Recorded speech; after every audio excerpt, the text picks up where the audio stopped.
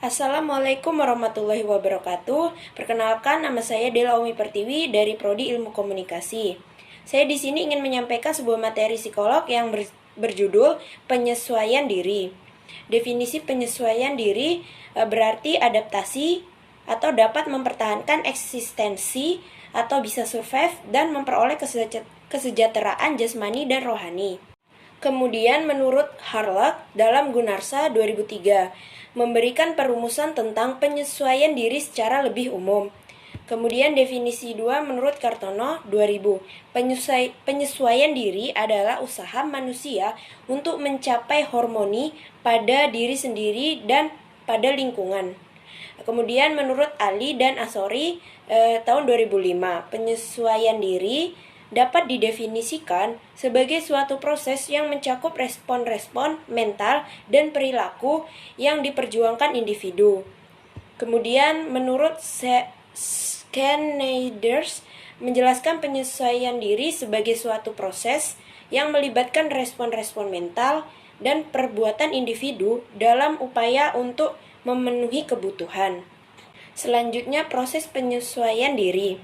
Penyesuaian yang sempurna dapat terjadi jika manusia atau individu selalu dalam keadaan seimbang antara dirinya dengan lingkungannya. Kemudian, penyesuaian diri lebih bersifat suatu proses sepanjang hayat.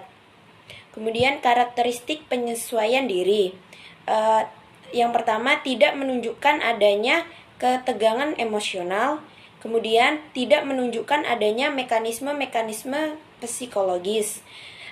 Yang terakhir, tidak menunjukkan adanya frustasi pribadi.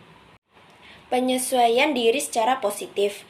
Yang pertama, penyesuaian dengan menghadapi masalah secara langsung. Selanjutnya, penyesuaian dengan melakukan eksplorasi. Kemudian, penyesuaian dengan trial dan error atau coba-coba. Yang terakhir, penyesuaian dengan substitusi. Selanjutnya, penyesuaian diri yang salah atau secara negatif. Yang A, reaksi bertahan. Reaksi bertahan dibagi menjadi 3, yaitu rasionalisme, represi, proyeksi. Kemudian yang B, reaksi menyerang. Kemudian yang C adalah reaksi melarikan diri. Faktor-faktor yang mempengaruhi proses penyesuaian diri pada remaja, yang pertama adalah kondisi-kondisi fisik. Yang kedua, perkembangan dan kematangan. Yang ketiga, penentuan psikologis.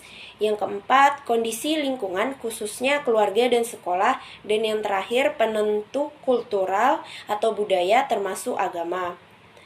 Kondisi fisik atau jasmani. Kondisi jasmani merupakan kondisi primer yang penting bagi proses penyesuaian diri atau sistem saraf kelenjar otot. Kondisi sistem tubuh yang baik merupakan syarat bagi tercapainya proses penyesuaian diri yang baik. Kemudian perkembangan, kematangan, dan penyesuaian diri. Sesuai dengan hukum perkembangan, tingkat kematangan yang dicapai berbeda-beda antara individu yang satu dengan yang lainnya. Kemudian pola penyesuaian diri akan bervariasi sesuai dengan tingkat perkembangan dan kematangan. Berikutnya, penentu psikologis terhadap penyesuaian diri. Yang pertama itu adalah pengalaman, yang kedua itu belajar. Penentu psikologis terhadap penyesuaian diri terdapat 2 penentu. Yang pertama yaitu determinasi diri, dan yang kedua adalah konflik dan penyesuaian. Lingkungan sebagai penentu penyesuaian diri, diantaranya yaitu rumah dan keluarga, yang kedua hubungan orang tua dan anak, yang ketiga hubungan saudara, yang keempat masyarakat, dan yang terakhir adalah sekolah. Kultural dan agama sebagai penentu penyesuaian diri. Lingkungan kultural di mana individu berada dan berinteraksi akan menentukan pola penyesuaian diri. Agama memberikan suasana psikologis tertentu dalam mengurangi konflik, frustasi, dan ketenangan lainnya. Agama juga memberi tuntunan, konsep, dan falsafah hidup yang meyakinkan dan benar. Permasalahan-permasalahan penyesuaian diri remaja. Yang pertama, masalah yang berhubungan dengan orang tua, dan yang kedua adalah masalah yang berhubungan diri sendiri atau pribadi remaja itu sendiri, dan yang ketiga adalah masalah yang berhubungan dengan masyarakat. Masalah yang berhubungan dengan masyarakat itu adalah pergaulan sehari-hari dalam masyarakat luas. Selanjutnya, implikasi proses penyesuaian diri remaja terhadap penyelenggaraan pendidikan, yaitu yang pertama menciptakan situasi sekolah yang nyaman, yang kedua menciptakan suasana belajar yang menyenangkan, dan yang ketiga ruang kelas yang memenuhi syarat kesehatan, dan yang terakhir peraturan dan tata tertib yang jelas dan dapat dipahami oleh anak didik tersebut. Selanjutnya, implikasi bagi guru. Yang pertama, ramah dan optimis. Yang kedua, mampu mengontrol diri. Yang ketiga, senang humor. Dan yang keempat, memberikan kesempatan dan antusias dalam aktivitas.